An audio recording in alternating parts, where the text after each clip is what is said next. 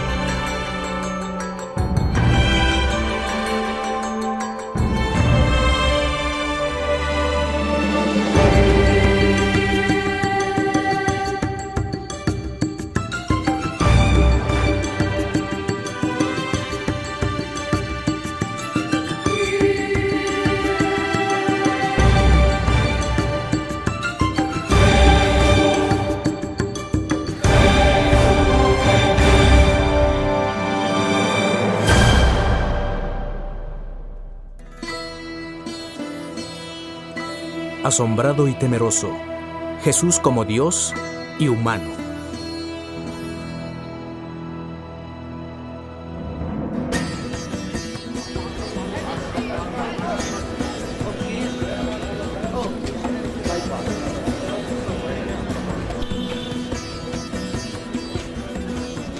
Todo comienza con una broma. La esencia del humor es la combinación de opuestos y la amalgama de incongruencias. La propuesta central del cristianismo es que Dios se hizo humano. Dios se hizo como nosotros, tomando Él mismo la naturaleza humana. Y para hacer la broma más aguda, Dios no apareció en un gran centro cultural, no apareció en Roma, no apareció en Atenas o Babilonia, apareció aquí, en Belén. Hoy en día es un humilde lugar y lo era aún más en esa época. San Pablo decía, aunque tenía la naturaleza de Dios, la pretensión de Jesús no era igualarse con Dios, más bien se vació y tomó la forma de un esclavo. El amo del universo se convirtió, por amor, en nuestro esclavo, y la broma recae en nosotros.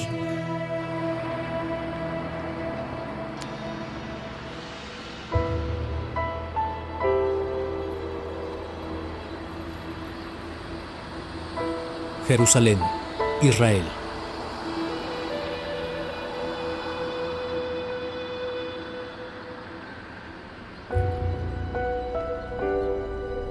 Jesús creció en el anonimato. No sabemos casi nada de sus primeros 30 años, solo que tal vez lo entrenaron como carpintero. No era miembro de una escuela rabínica. No era escriba, ni fariseo, ni un sacerdote. Por así decirlo, era común. Pero apareció en escena hasta que cumplió 30 años, de manera muy extraordinaria.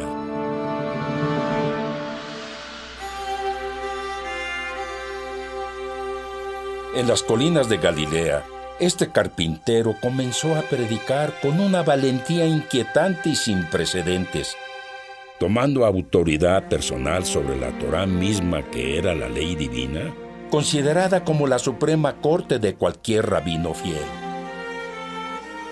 También realizó grandes milagros de curaciones y demostró dominar las mismas fuerzas de la naturaleza. Los evangelios dicen que la multitud se acercaba a él por todas partes. La mayoría se preguntaba, ¿quién era ese hombre?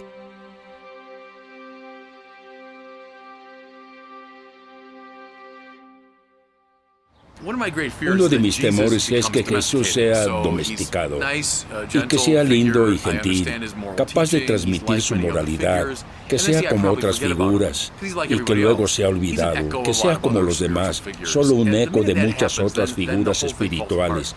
Si pasara eso, todo se derrumbaría. Jesús era en su época y después de su resurrección muy desconcertante. Era muy subversivo y yo quiero recuperar eso. Jesús es el Señor.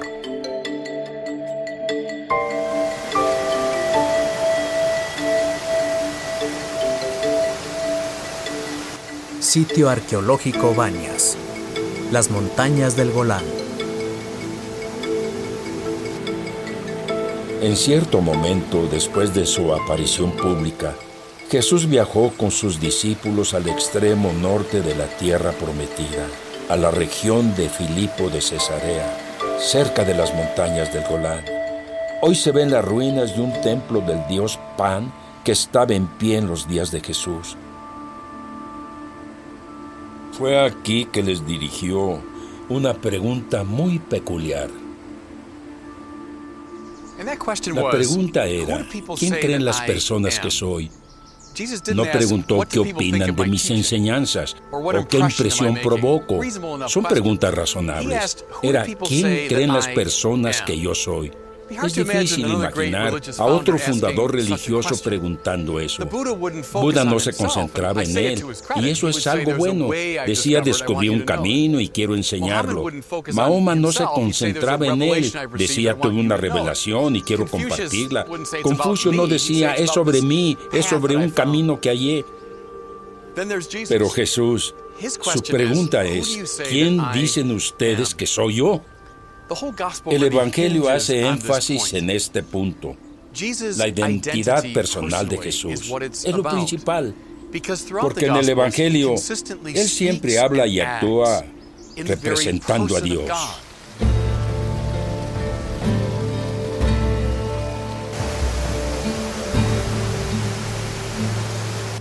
En el Evangelio de Lucas, Jesús dice, si no me aman a mí más que a su propia vida, más que a sus padres, no me merece. Podrían imaginar a un líder religioso diciendo, si no aman a Dios más que a su propia vida. Pero decir, si no me aman a mí más que a lo más preciado en el mundo. Jesús le dice al paralítico, hijo mío, tus pecados están perdonados. De inmediato la multitud dice, ¿quién se cree que es este hombre? Solo Dios perdona los pecados. Y este es el punto. Jesús obliga a una decisión como ningún otro fundador religioso. O estás conmigo, dijo, o estás contra mí. ¿Ven por qué? Si es quien Él dice ser, pues tenemos que darle toda nuestra vida. Si Él es Dios, es el centro de nuestra vida. Si no es quien dice ser, no es un buen hombre. Es un peligroso, fanático, perdido. Jesús, más que ninguna figura, más que ningún fundador religioso, nos hace tomar una decisión.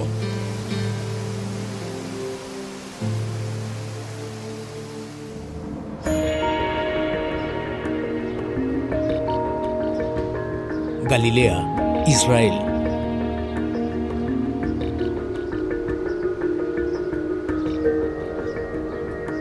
Hay un extraño pasaje en el capítulo 10 del Evangelio de Marcos que se comenta poco. Jesús y sus discípulos van caminando de Galilea en el norte a Jerusalén en el sur. Marcos dice, y se dirigían a Jerusalén, y Jesús iba al frente, y estaban asombrados. Y al seguirlo, sentían miedo. Este oscuro fragmento me parece revelador. Puedes sentirte intrigado por un maestro religioso. Puedes estar cautivado por un líder espiritual. pero asombrado y con miedo. Hay que recordar que en el Antiguo Testamento, el asombro y el temor son dos respuestas comunes ante Dios.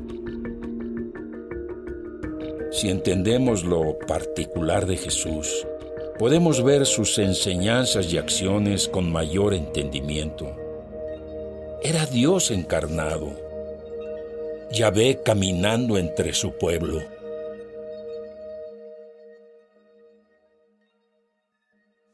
Jesús es extraño y voy a resistir la tentación de domesticarlo y volverlo un ancestral Deepak Chopra, con interesantes